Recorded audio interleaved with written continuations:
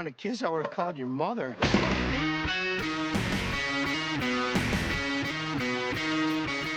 I had worked with Chris Farley on an HBO special, and I wanted desperately to do a movie with him, and across the Paramount desks and Lorne Michaels' desk came this script. When Lauren pitched it to Sherry Lansing, the idea for the story, he pitched the idea of Chris Farley and Rob Lowe being brothers.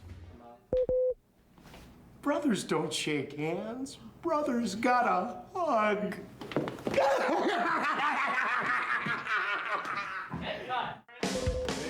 And it was later then that it was changed, and David was brought in, and although they aren't literal brothers in the movie, it became these very much like they are brothers. Shut up, David. A lot of I was riding me. Background. It was funny stuff. whole lot of nothing. I was on Saturday Night Live. I've been on there a few seasons.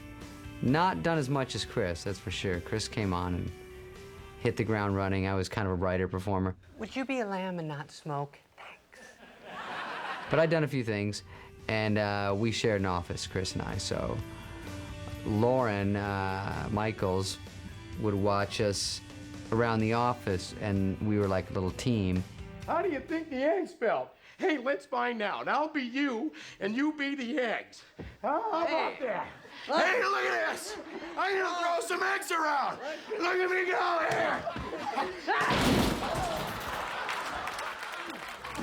Particularly when you're writing a comedy, the more that you know the person you're doing it for, you know their moves, you know their strengths, and it's easier to write something that you can see them doing and being funny doing. But I'm sitting around as soon as I find out he wants to buy something. That's okay, you did great up till there. Sorry. That was good. That was very good. It was really exciting picture to make because so many of the people were first-timers. It was my first picture to be an editor. It was Pete's second picture, but it was like Fred Wolf's first. And while Chris and David had been in smaller roles in pictures, this was really their first time to be starring roles. Well, it hasn't changed me one iota. You know, a lot of times... I think Lauren, as a producer, was great. He obviously gave us a huge chance, and initially is the whole reason it got made, by saying, these two are funny, you two write something for them, and kind of just steered the ball after that. Before Tommy Boy, I had never worked with Lauren. I, of course, knew of him, had met him. I'd worked with Saturday Night Live cast members. I worked with John Belushi and Dan Aykroyd when I produced The Blues Brothers, and had been around the show, but we had never done a film together. And when I asked, what do you have, he said, about 30 pages of script and a release date. So I knew from the get-go that this was not going to be a run-of-the-mill process in getting this film to the screen. A/B comment, Mark. And that's when the whores come in. Okay, good. That was good speed. Let's keep it that speed. Do it one more time. Whores. Almost sounded like horse. Okay, ready? And that's when the whores come in. They do it too. Give it a good... Okay, okay, excellent. Bonnie and Terry Turner wrote the original draft called Billy the Third, a Midwestern, and I came on, and at the time that I came on, they were just starting up a television show. They had gone on to do Third Rock from the Sun and have a very successful television career, and they really couldn't afford the time to stay back and do the rewrites on the script because we had some pretty, extensive ideas. So Fred Wolf came in. Okay, so they had a script, a basic idea that they wanted Farley and Spade to be in a movie, and there was a bunch of changes that needed to happen, and so Lauren said, oh, maybe you could go and sit with Pete and maybe throw a few jokes his way, because you know Farley and Spade's sense of humor and the way they talk and so forth. And Lauren gave him to me for about a month and a half, 2 months, before he had to go back to the SNL season. And I made sure I wrung out every ounce of energy that Fred had. It looks real.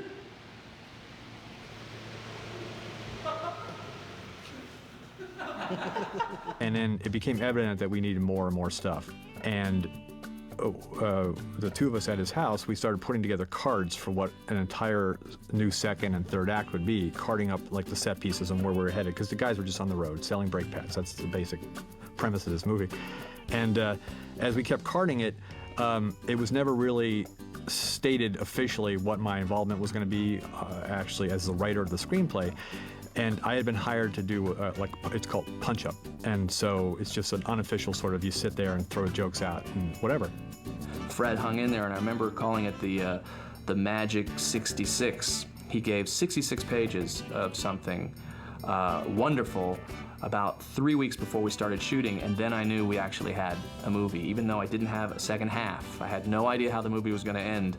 I knew if we started with the 66 pages that we'd have something. Marker.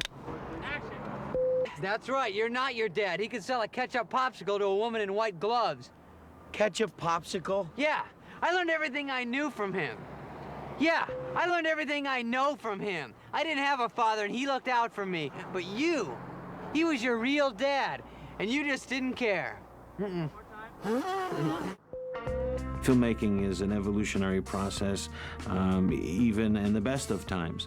So when you don't start with a completed script and you have to start at a certain time and end at a certain time because of people's schedules, it forces you to work in a certain way. So the trick is to still get good work under those conditions. Yeah, we got it's been great. 15 seconds of the movie, right? Now we got another hour and a half to go.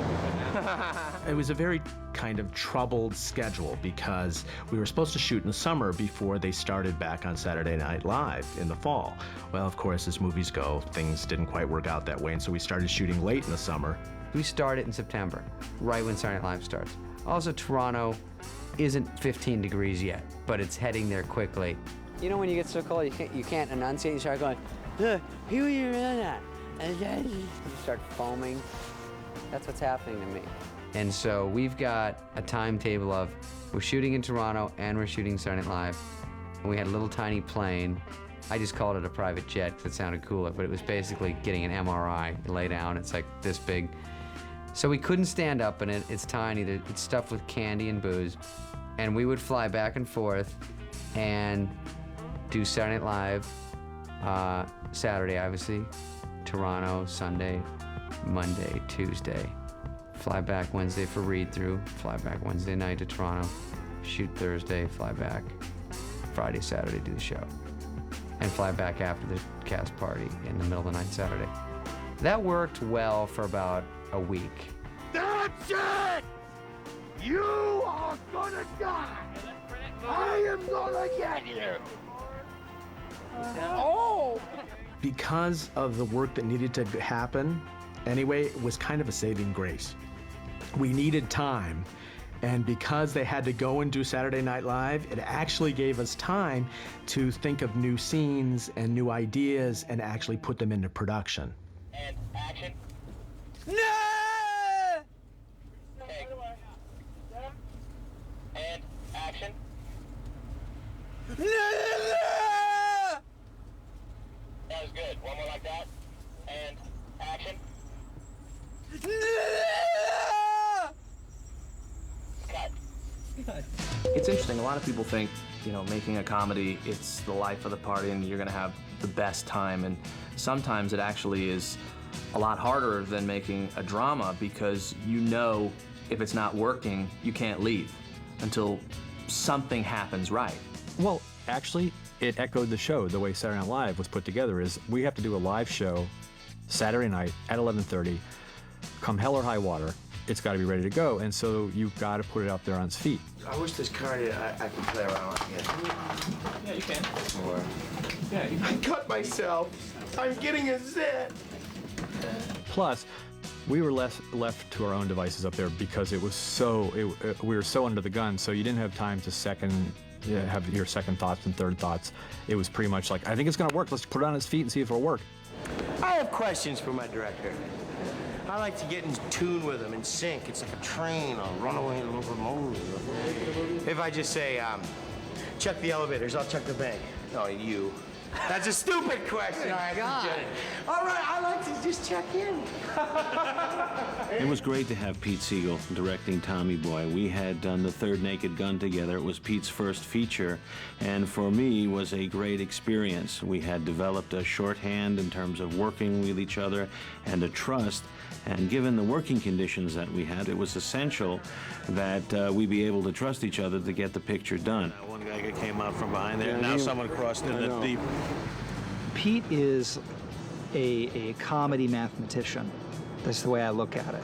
He would stage all of the jokes, all of the gags in Tommy Boy with a mathematic, sort of chemist's construction. We've got kind of an empty foreground area that in the beginning of the shot might be nice to have some crosses. Yeah, just let it roll. They were literally like puzzles that he would place. Everything was very precise, everything was very thought out, very little was left to chance. It was always about where the camera was and where you looked. He was very, very precise. And, you know, he knows how to deliver that joke. So once you take the toad, right? Mm-hmm. Then wait till I say action, go, wombat! So like you're holding your breath with it. Because then when I cut to this shot and you're going, you know, that'll show that what you've been doing. I think he brings a class to a genre that has been disrespected in the past. Steady yourself, steady, and shh, and action. And it, to use a Farley phrase, it churches up what could be seen as sort of just a genre picture. I think he makes them bigger than they can be. And but the most important thing is he's a huge comedy fan, and he's a huge fan of the guys who are funny, and that's really important. That's great. And go. Okay, walk him in and action. Wombat! Woo! Hey guys, do I look different now that I'm a college grad? Not really. Well, apparently. First of all, Chris was one of the funniest people I had ever met. No! I got that for deer! And so I knew if I could at least harness some of that energy that he had, we'd really have something. Oh, my fanny! My fanny made a mess!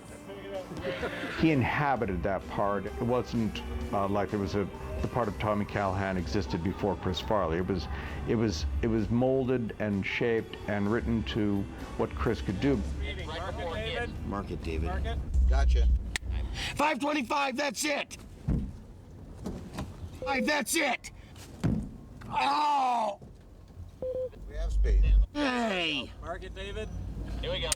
What are you doing? It's 9:25. Sorry. Here we go. And what the hell are we... That's it! Oh! And that. That's it! Oh! Jeez. He was a surprisingly good athlete. He was flexible and powerful, and he had, like Belushi, he had a great sense of balance, and you know, he could move. Hey, mama, don't you treat me wrong. You're the lover girl, He could do things physically that people would say, oh my God, somebody that heavy would not be able to do. Take 3 marker. Mark it. Your firearms are useless against them! Don't be a hero! Oh, God! There's a scene that I forgot about in the deleted scenes on this DVD where he was running to campus late for class, and he flipped over some cars and ran across the hoods and somersaulted and everything, and dented the crap out of these cars, by the way. You know, unfortunately, it didn't wind up in the movie, but that just was a testament, you know, to how fearless he was. Falling through tables? No, there was nobody I could get to do it. And you can go back and see things on Saturday Night Live, from his ice skating to do other things, where you really get the command that he has of his body and how skilled he is at physical comedy. It's not just a question of letting yourself fall and letting gravity do the work. He said, Chris, you know, we'll get some stunt guy to come in and do this. Absolutely, he wouldn't hear of it. He was completely dedicated to doing all his own comedic stunts. See, I'm kind of looking up for that, for all. You know what I mean? So what's the best way that I can get the shot right before I hit the table in the camera? Marker. It's scary for producers, but pretty amazing for the audience when they can see, when you don't cut away from the face and you actually see him fall like a big oak tree. We're gonna show.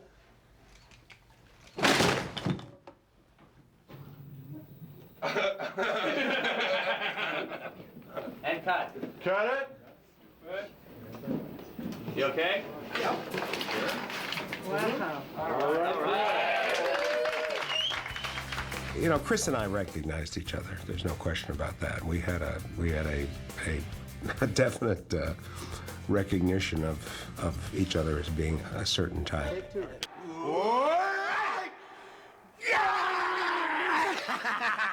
Damn, I'm proud of you. Mr. Big Time College graduate, huh? Say thanks, Dad. Thank you. Jesus. Sorry. You look at that movie now and you think, my God, they are related. They have to be related. They are exactly alike. And that is a testament to Mr. Denny. There's, as I said, there are times when you just feel luck is going your way, and I think we couldn't imagine anyone but Brian Dennehy playing that part. We'd written it that way. There's a moment, you know, just before the wedding, which was just about this much in the script, and Brian said, "Can I try something? Is it okay if I don't say these lines?" Look, Tony, there's something about getting old and being alone. You know what I mean? There's something.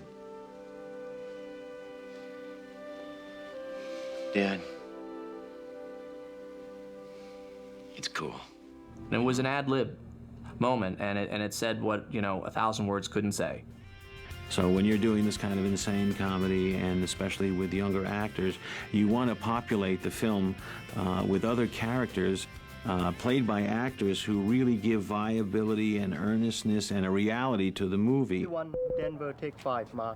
Tom, I want to make a little announcement. There's an airplane flying overhead. I want to print that, though. It was a hard part to cast, the mom part, because it had to be somebody that wasn't immediately apparent that they were going to be the bad character. And she's so sweet and she's so lovable that in life, besides being drop-dead gorgeous, that you never suspect Beverly. I was in Hong Kong. Actually, I was in China when I got the call. And they asked me if I wanted to do it. I knew about Chris, of course, about Chris Farley. I got very excited and I got on a plane, and I think it was definitely within 48 hours I was coming out of that swimming pool in Toronto. I had to get from Hong Kong to Toronto and literally jump in the pool. The first day I met Bo Derek was the day she came out of the pool. And the first moment I met her, she was showing me her bikini. Is this okay? You know, and then I'm doing that guy thing where I'm just staring right at her eyes. Fine, it's perfect. You know, you can't look. Even if they're giving you license to look at my body in this bathing suit, it's for art, it's a movie, I couldn't do it. And so literally on film was for the first time that I actually saw what she was, oh, it's blue. 53 Bravo, take 2, Ma.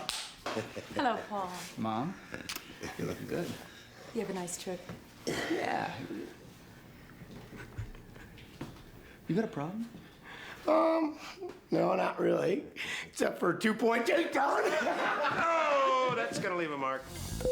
Well, Rob is, to me, one of the comic gems of that movie. I mean, people don't necessarily expect him to do what he did in that picture. He was very funny.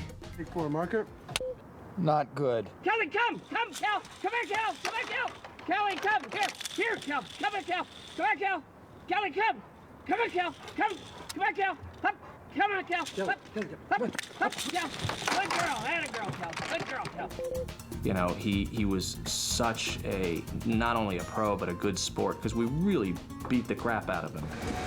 It's such a glamorous life, isn't it? He did all his own stunts, except for one, which didn't make it into the movie, but you can see it in the deleted scenes when he falls off a water tower. But anyway, Rob was fantastic. We wouldn't want to hurt that jacket. No. Do you want to backpack for this? Ready? And action. And go. Hurt myself. I think one of the things that makes comedy work is you can't be afraid. You got to look like a fool. And nobody looks like a bigger fool than I do in Tommy Boy. Take 3. God, he's so sweet. You have no idea how much having you and your mama's family means to him. He says the sweetest things about her. Yeah, well, everything he does is sweet. So when does Sweetie get back? This Friday, which is good because we're backed up on shipping orders as it is. I'm sorry, that's great. It's so great. And when we're doing a comedy like this where there's a lot of big jokes and set pieces, we wanted to anchor the romance of it with an actress that could portray this character in a very real but sweet way. And Julie does just a great job. Watch your language in front of the lady, punk. Ah, dang. So you're saying about...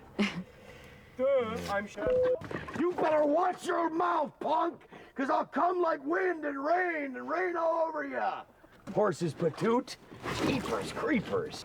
I had known David Spade. We were in acting class together, actually. I was in class with him and Rob Schneider, and they used to get kicked out a lot for making fun of people, like they were in high school, but they were the most interesting part of that particular class, so I hung out with them a lot, and I became friends with David.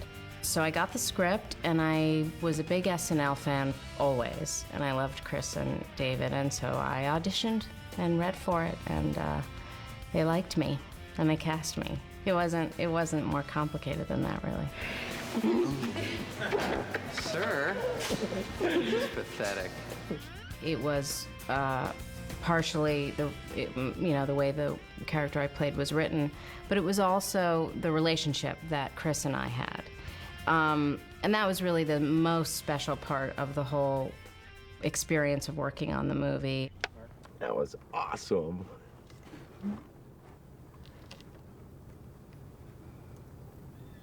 I love you.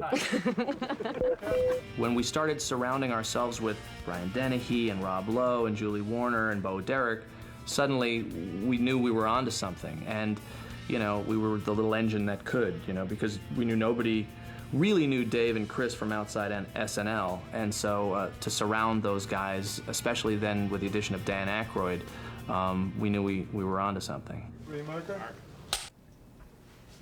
Mr. Zielinski, I'm Tommy Callahan, Big Tom Callahan's son. I like that you man.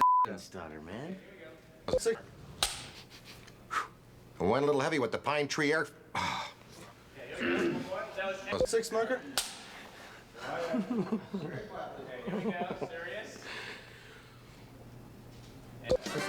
He came in to meet with Pete, and he had this character down. And he had already come up with a voice, and he said, oh, and the haircut should be a straight-up buzz. And he had this wonderful Zielinski character already working on it when he first came in to talk to Pete. Hey, the guys look sharp, really sharp. We shot everything with Dan in, I think, about 2 or 3 days. And since then, I remember he signed my poster. He said, thanks for introducing me to a whole new generation that knows me as Zielinski. Take 11. Marker. That does it. I'm not gonna stand here and take this. No. Huh? I don't know. Here we go. He's got nothing.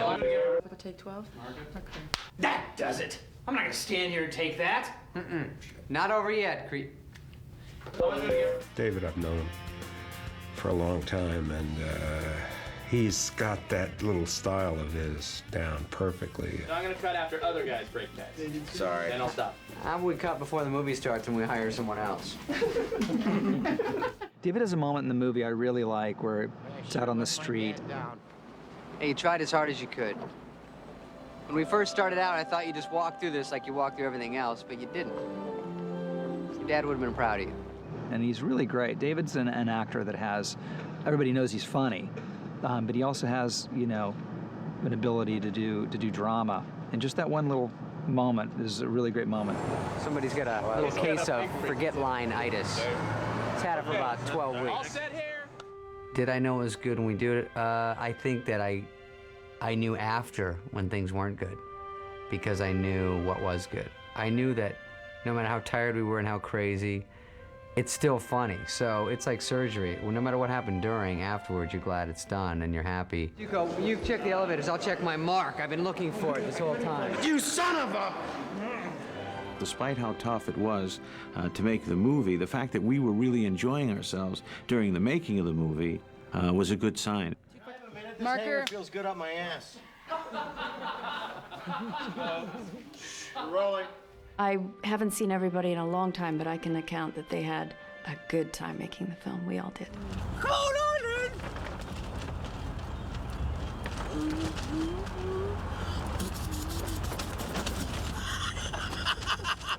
Sometimes when you make a comedy, 3 or 4 people are in one movie and 1 or 2 people are not in that same movie. And I think everyone in this picture is in the same movie. You better run! You know, it's kismet. You know, sometimes it's just right place, right time, right people in the right time of their lives. And that's what this was. Oh, that's it. Keep it coming. All over. I'm not clean yet. You'll come back Tuesday. I remember the first time that Sherry actually saw the movie, and the lights came up and she was crying. And she said, that's not the movie that I bought. But it was a compliment. She loved it, but it was not the original movie that they bought. It sort of found itself, and, you know, there's a lot of our flesh and blood in there along the way. 525, that's it. Oh! Head cut. Boy, I hit it. And it was no blockbuster. That's the other funny thing. People think it made hundreds of millions of dollars. It didn't. It probably made 35 million.